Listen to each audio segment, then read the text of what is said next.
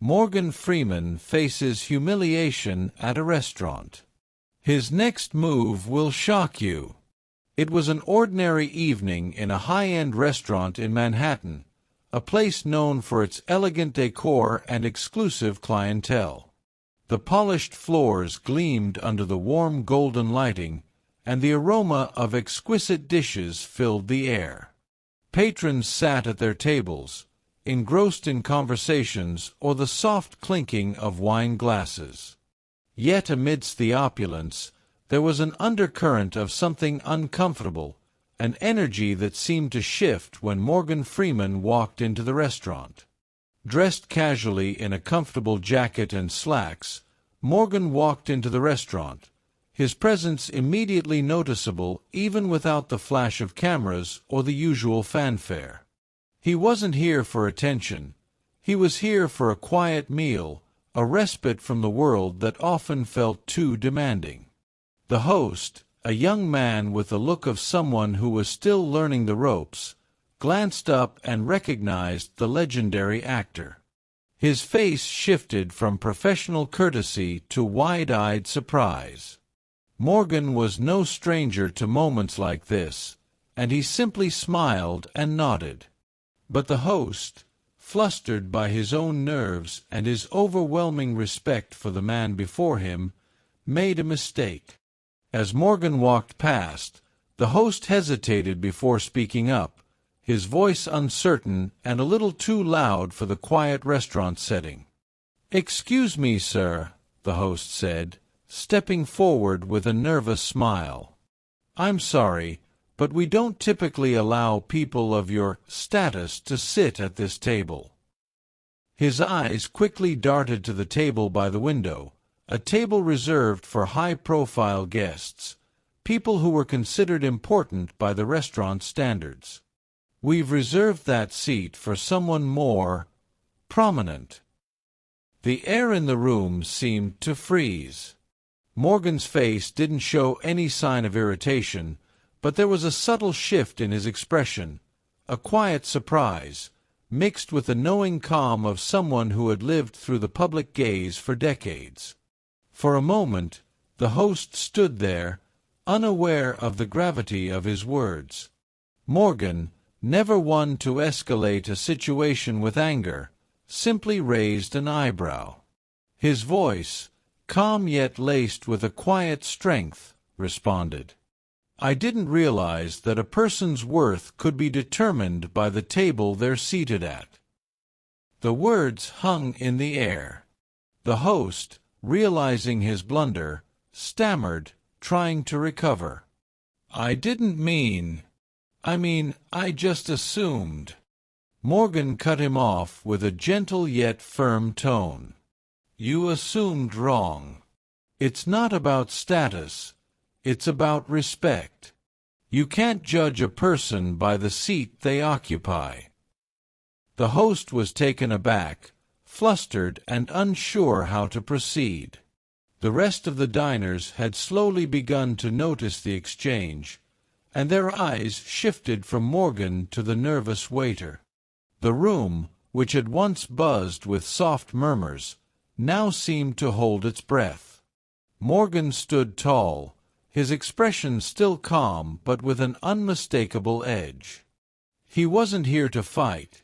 He was here to make a point, one that would stick with the young man for the rest of his life. He stepped aside and gestured to an empty table, offering a warm smile. "You seem to have a lot on your mind," Morgan said. "Why don't we sit down and talk?" The offer, unexpected and gracious, left the host speechless. The tension in the room began to lift as the rest of the diners observed how Morgan, one of the most respected men in the world, had handled the situation with nothing but dignity. It was clear that this was not just about a seat at a table, it was about something much more profound. The host hesitated before stepping back, finally nodding in a humble acknowledgment. As Morgan made his way to the table, a few of the diners exchanged glances, now deeply aware of the lesson unfolding before them. The simple exchange had turned into something far more meaningful, a lesson in respect, humility, and the importance of never assuming a person's value based on their appearance or position. The restaurant, once filled with the soft hum of conversation, was now steeped in an uncomfortable silence. As Morgan Freeman sat at his table, waiting for his meal, the host lingered by the door, still visibly shaken by what had just transpired. It was clear that the encounter had left an impact on him, but whether it would lead to a moment of realization was yet to be seen. The waitstaff moved around the dining room, their eyes darting toward Morgan with subtle curiosity. The man's reputation preceded him, but the way he handled this incident with such grace and quiet dignity made everyone pause. It was almost as if the entire restaurant was holding its breath, waiting for the next moment to unfold. As Morgan casually perused the menu, his thoughts wandered. He was no stranger to this kind of attention, but it wasn't the attention he craved. What had bothered him about the situation wasn't the mistake the host had made. It was the assumption that status was a measure of worth. It was a lesson that had taken him years to learn, and one that he hoped to pass on without saying a word. But fate had a way of forcing conversations. A few minutes later, the host returned to Morgan's table. His nervousness had not disappeared, but there was something different in the way he approached the actor now. His movements were slower, more deliberate, as if he was carefully considering his words before speaking. "I'm sorry about earlier," the host began, standing at the table, his voice quieter than before. I should have never assumed that someone's worth is tied to where they sit. It was wrong of me to treat you that way, and I truly regret it." Morgan looked up from his menu, his gaze calm and understanding. He didn't respond immediately. He let the silence hang in the air for a moment, allowing the host to feel the weight of his apology. Finally, Morgan spoke. "Apologizing is a good start," he said, his voice soft but firm. "But it's not just about admitting a mistake, it's about learning from it. And more importantly, it's about making sure you never make that same assumption again, not just with me, but with anyone." The host nodded, his eyes now locked with Morgan's. "I understand," he said, his voice filled with sincerity. "I've been in this job for a while now, but I guess I never really thought about the bigger picture. I've treated people differently based on things like their appearance, their job, their status. I didn't think about how that makes others feel." Morgan leaned back in his chair, his fingers tapping lightly on the table as he thought about how to approach this conversation. It wasn't just about correcting the host's mistake. It was about making sure the young man understood the deeper implications of his actions. "You see," Morgan began, his tone reflective, "people will always judge you, whether you like it or not. They'll make assumptions about your worth, about who you are, and they'll decide what you deserve based on their own perceptions. But you, as a person, have the power to change that, to show them that worth isn't something to be assigned by others. It's something you have to prove to yourself." The host stood still, absorbing Morgan's words. The actor's voice was like a quiet but powerful force, sinking into his thoughts. "And how do I prove that?" the host asked, almost without thinking. Morgan smiled, a hint of warmth in his expression. "By respecting everyone equally, no matter where they come from, no matter how they look, and no matter what they have. You treat them as people first. You listen, you learn, and you act with kindness. That's the first step. The host nodded again, a sense of realization washing over him. I never thought about it like that, he said softly. I always thought that the rich and powerful deserved certain treatment, that I needed to give them more attention. But I can see now how wrong that was. Morgan leaned forward slightly, his voice dropping to a lower, more earnest tone. Everyone deserves respect, young man. But the ones who need it most are the ones you think are below you. Treat them well, and you'll find that they'll teach you more than any class or degree ever could. The host's eyes widened with understanding, and for the first time that evening, he wasn't just seeing the actor before him, he was seeing the wisdom in his words. "Thank you, Mr. Freeman," he said quietly. This means a lot to me." Morgan's expression softened. "It's not about me," he replied. "It's about you and the lessons you take away. Life's too short to treat people as anything less than equals. Don't forget that." The host stood there for a few moments, still processing the weight of the conversation. Then, with a newfound sense of purpose, he nodded and quietly walked away. Morgan leaned back in his chair, his mind at ease. The lesson had been learned, and as the host disappeared into the back of the restaurant, Morgan knew that the impact of that small conversation would stretch far beyond that night.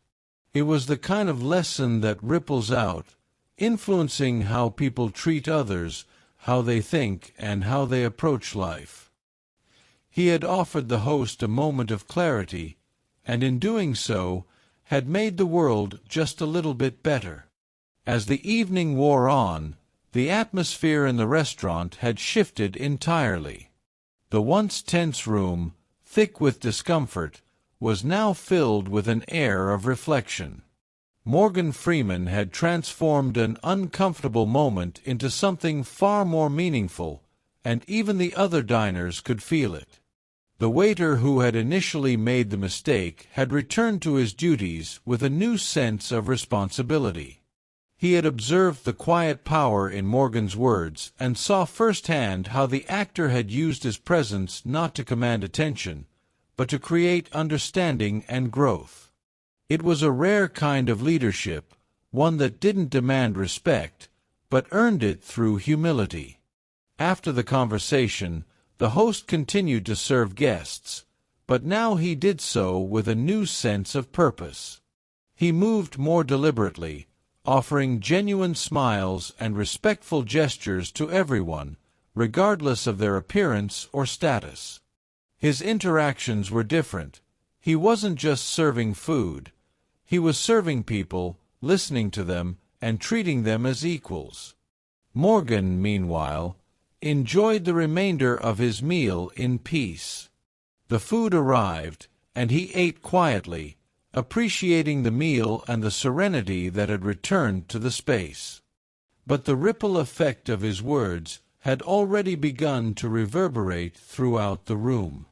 It was clear that the impact of this one conversation would not fade quickly.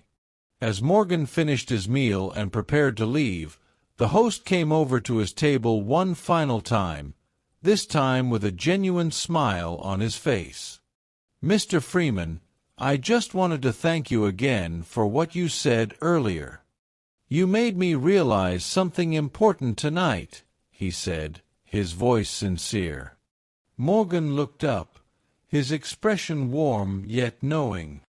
"I'm glad to hear that," he said, standing up and preparing to leave.